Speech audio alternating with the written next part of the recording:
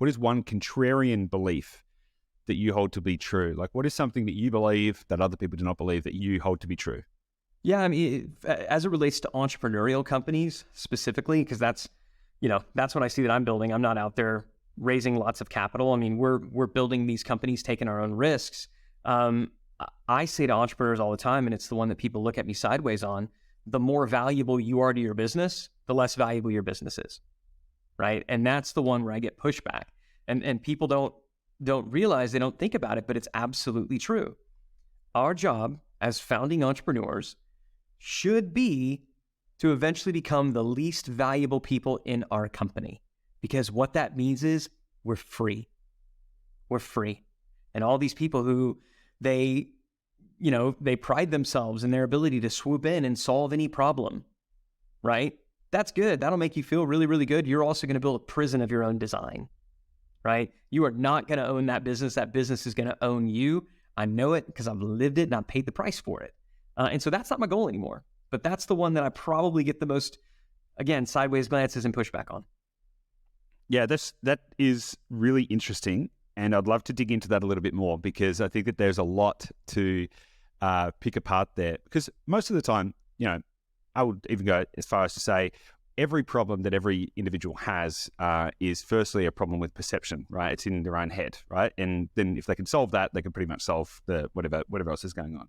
So the idea that the entrepreneur or the business owner or the founder or whatever title that people want to kind of give themselves in their own labeling process, the goal should be to become the least valuable person in the business. That requires some kind of like ego death or some, and I'd love to know about that. And the secondary kind of part on that is, how do you rationalize between the needs and wants of the founder versus the team? Because this is an interesting one, because if you said to, and you've transgressed this, which is why I'm interested to kind of like pull it out of you.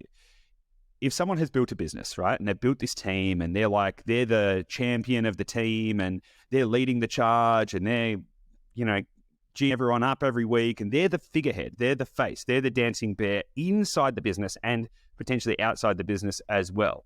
If that individual was to turn around and say, hey guys, guess what? This whole business exists so that I can travel around the world endlessly, staring at clouds.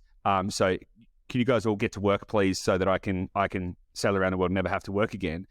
That seems like a pretty, how do you navigate that? Yeah, well, there are two different issues, so let's tackle them separately, if that's all right.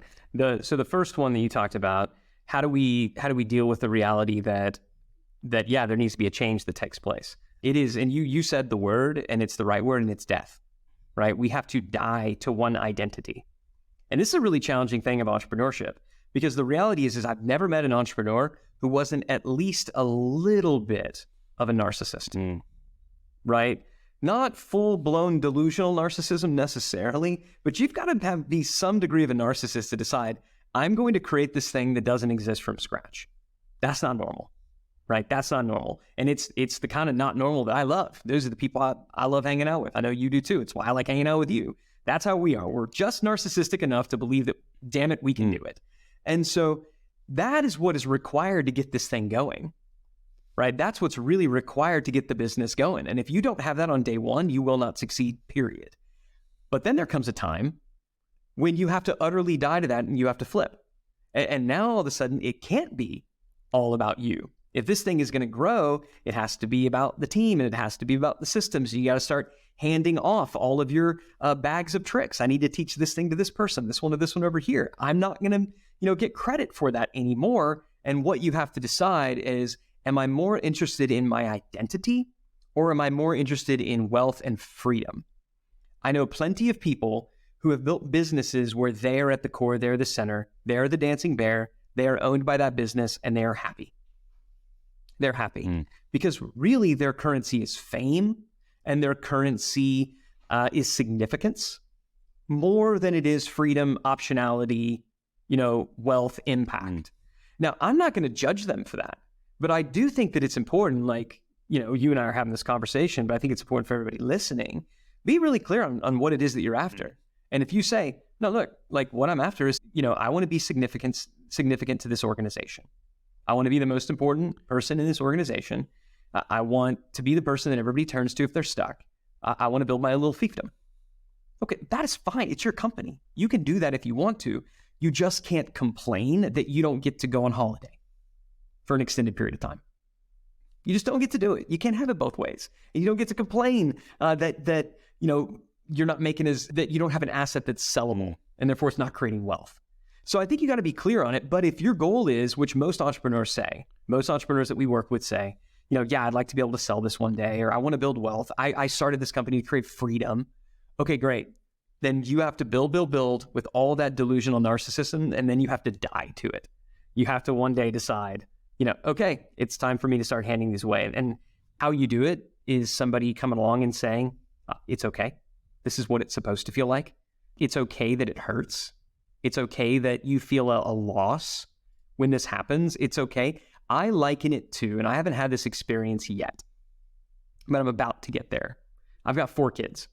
My oldest just turned 17, which means in another, year or so, he's going to be heading off to university, right? That'll be that. And I've talked to parents who a few years ahead of me and some much more. And what they say is, it's the best times, the worst times. It's the agony and the ecstasy. It's terrible. You're so proud and you're so happy. Certainly if you've got raised this good kid that's able to go, but my God, is it a loss? And I think it's the same for entrepreneurs, that identity piece. I think it's the same. And you got to be okay with that. You got to be okay that because it hurts and because I feel a sense of loss, that doesn't mean it's bad. It just means it's different, a new journey. Yeah, and there's the kind of saying or thinking or whatever that everything that you want in life is on the other side of discomfort, right? And in that sense, it's kind of more true than in many other ways you might kind of think about it. It's like, well, if the function, and to be honest, when we started our business, it wasn't like we're going to build this business so that we can, actually, let me think about that. I'm not 100% sure if that was true. Yeah, I think actually we did create a business because we wanted to help other people and build wealth for ourselves.